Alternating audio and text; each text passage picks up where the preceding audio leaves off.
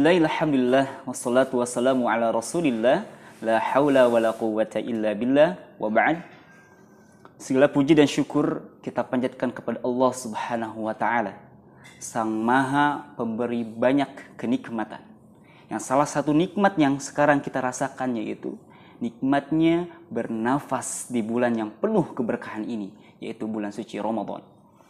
Hadirin, ayah bunda, anak-anakku serta pemirsa Alami Channel yang dimuliakan oleh Allah Subhanahu wa taala, berbicara tentang bersedekah. Di dalam fikih disebutkan kullu ma'rufin shadaqah. Setiap amal kebaikan yang dilakukan atau kita praktekkan, maka itu disebut dengan sedekah. Jadi tidak selalu harus dengan uang yang kita keluarkan, dengan harta yang kita keluarkan. Ketika kita berjalan, kita temukan di tengah jalan duri atau yang lainnya. Kita singkirkan duri tersebut karena Allah Subhanahu wa taala khawatir menyakiti saudara kita yang lainnya. Maka itu disebut dengan sedekah. Tersenyum. Tabassumu kali wajhi aihika sedekatun. Senyum kita kepada saudara kita yang lainnya yang membuat ia tersenyum, maka itu disebut dengan sedekah. Di keterangan yang lain bahwa sholat yang kita lakukan itu bagian daripada sedekah. Adapun bersedekah yang bersifat maliyah atau harta, maka zakat itu bagian daripada sedekah. Di dalam salah satu ayat yang terdapat di dalam surat Al-Maidah, khudz min amwalihim shadaqah. Ambillah di antara harta mereka yang telah mencapai syarat dan ketentuan sedekah. Maka sedekah yang dimaksud di dalam ayat tersebut adalah zakat, dan zakat hukumnya wajib. Kemudian infak. Infak itu bagian daripada sedekah. Di dalam surat Al-Baqarah dikatakan, ya ayyuhalladzina amanu, wahai orang-orang yang beriman, la tubtilu shadaqatikum. Jangan kalian rusak amalan sedekah kalian bil manni wal adza, dengan menyebut-nyebutnya kemudian menyakiti orang yang diberikan infak. Kalladzi yunfiqu malahu ria'an nas. Bagaikan orang yang menginfakkan hartanya karena mengharap pujian manusia. Maka infak di sini bagian daripada sedekah. Infak ada yang bersifat wajib, ada yang bersifat sunnah. Menjadi wajib ketika infak yang dikeluarkan oleh seorang suami untuk memenuhi kebutuhan istri dan anak-anaknya. Ar-rijalu qawwamuna 'ala nisa bima faddalallahu ba'dahum 'ala ba'di wa bima anfaqu min amwalihim. Seorang laki-laki diberikan kelebihan oleh Allah Subhanahu wa taala untuk bekerja, yang kemudian menghasilkan harta yang sebagian hartanya diperuntukkan untuk memenuhi kebutuhan istri dan anak-anaknya, dan itu wajib hukumnya. Kemudian setelah terpenuhi kebutuhan keluarga, maka Allah berikan keleluasaan untuk kita untuk menginfakkan harta kita, infak sunnah. Walaupun sunnah ternyata sangat luar biasa, begitu istimewa pahala yang Allah janjikan.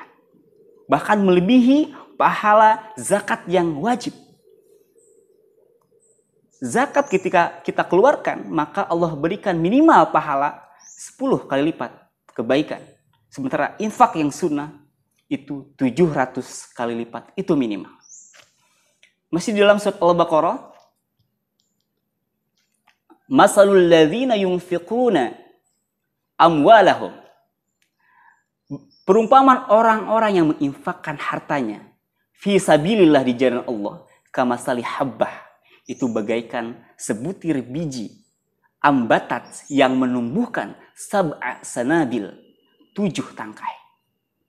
Fi kulli sumbulatin, di setiap tangkai tersebut terdapat mi'atu habbah, 100 butir.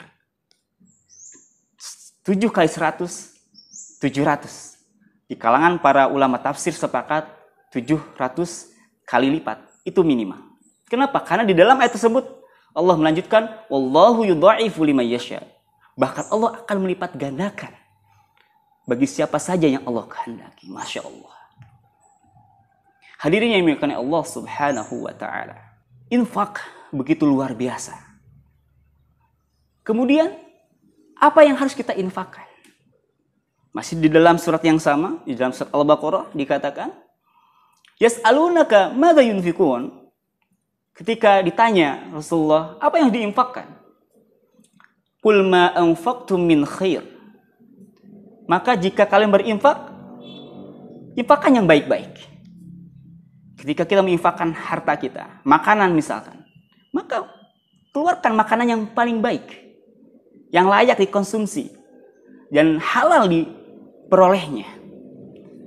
Pakaian yang layak. Begitupun uang.